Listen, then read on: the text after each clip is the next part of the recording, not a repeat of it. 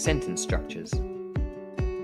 There are three types of sentence structures: simple, compound, and complex. It's important to use each of these structures because it makes our writing more engaging for the reader. Simple sentences. A simple sentence has one independent clause. That is, it has a subject, it has a verb, and it is a completed thought. Here's an example of a simple sentence. Grace opened the door. It has one subject and one verb.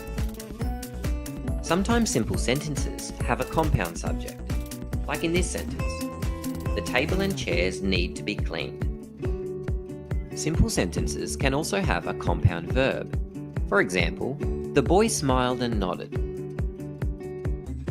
Here is another simple sentence. Even though it's longer, we know it's still a simple sentence because it has one subject and one verb.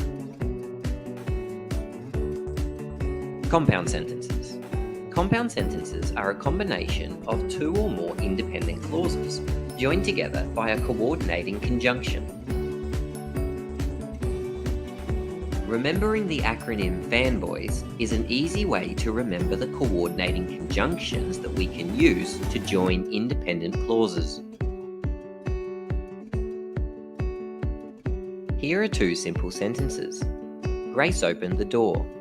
She looked outside. Let's join them using the coordinating conjunction and. We have created a compound sentence. Grace opened the door and she looked outside. The sentence has two independent clauses. That is, both clauses are a completed thought with a subject and a verb. Here are some other compound sentences. They each have more than one independent clause and are joined by a coordinating conjunction. Complex sentences. Complex sentences are composed of an independent clause and a dependent clause. Dependent clauses are not completed thoughts. Here is a complex sentence. When he won the award, everyone cheered. This is the independent clause because it has one subject and one verb, and it's a completed thought. This clause is a dependent clause because even though it has a subject and a verb, it's not a completed thought. Let's look at another example. Now that I have saved up, I can buy a bike. This is an independent clause because it has one subject, one verb, and is a completed thought. This is a dependent clause because it's not a completed thought.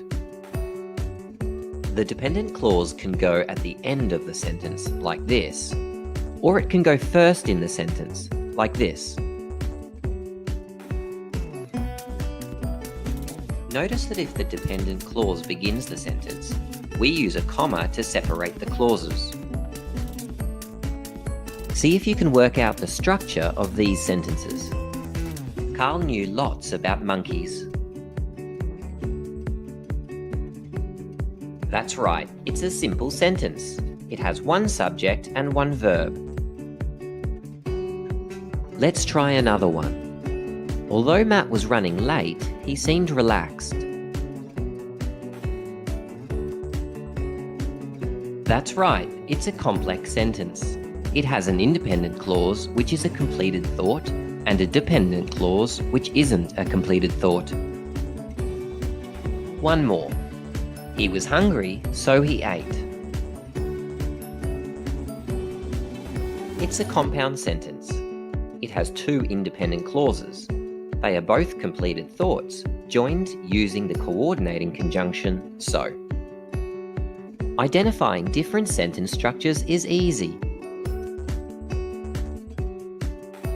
easyteaching.net